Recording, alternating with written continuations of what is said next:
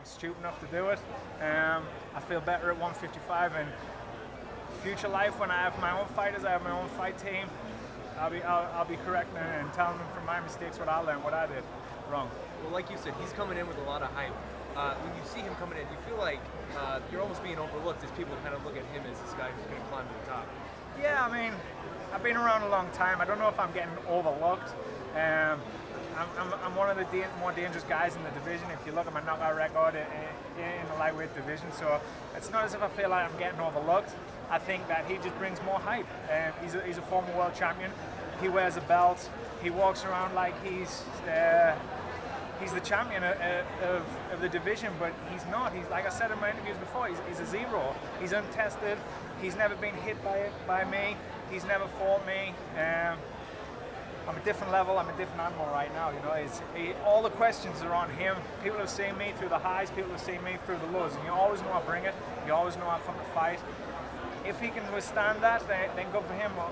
It'll be a long night. But I'm ready, and yeah, what can I say? Let's bring it. Let's do it now. And he brings the credentials, former Bellator champion, all that stuff.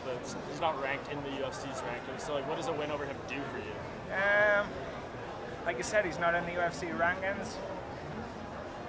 What does it do? He's a name in the UFC. I mean, I've fought names before. I've beat names before. What I hope it does for us is gives me the big names fight. It gives me the fights what the media get excited about. Puts me in the limelight.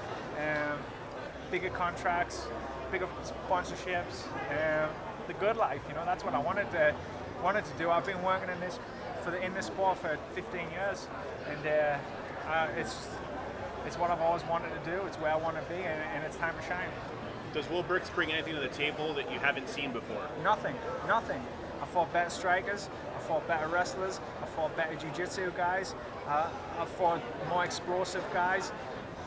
Fighting in the UFC for 7 years is not like fighting in Bellator for 2 years. You know, like I said to him, I said, we'll see what happens when you fight a 7-year veteran in the UFC on a kid's first day at work. You know, we'll see how it turns out.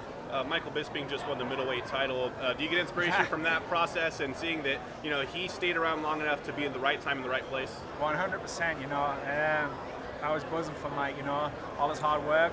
He's been through the same. He's had the health issues. He's had the highs. He's had the lows. He's had the losses. He's had the wins. He's just quite getting there. He's not quite getting there. And he done it. You know, everything was happening. Put that aside. He done it. He was the first British guy to do it. Congrats to him, you know. He's an inspiration to me and millions of other British fighters out there. It sounds like you've been thinking a lot of long term. Do you have any names in mind beyond Will? Obviously not to look past, Will, but... Yeah, you know, I mean, I do want Diego to fight, but it doesn't look like he wants it. Names, Alvarez, Dos Santos, Diaz, Cerrone if he comes back down to 55, McGregor if he's at 55. Them's the names, you know, the names I'll put on the billboards where you see my face up there underneath the bright lights, you know, that's what I want.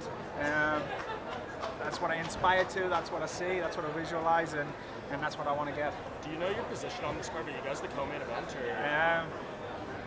I don't think it's classed as the co-main event. We've got the finales. Yeah. So I think it's... You're just before the two tough finales? And then the main event. Okay, so cool. I don't know if you want to class that the co-main event. Perfect. Okay, Thanks, thank you, Ross. bro. Take care, man.